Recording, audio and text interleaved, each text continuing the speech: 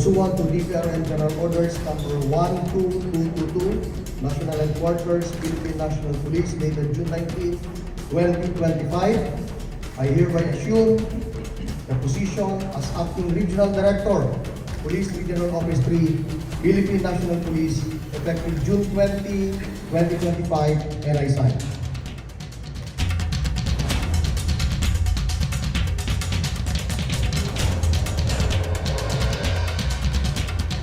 Commitment to you is unwavering. I will lead with integrity, transparency, and a deep dedication to our shared mission.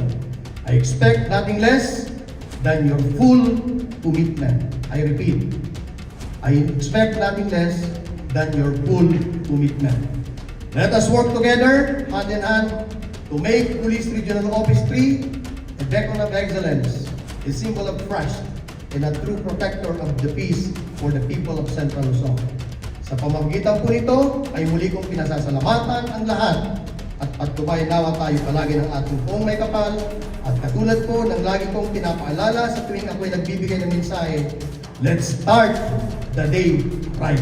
Maraming salamat po at mabuhay po tayong lahat.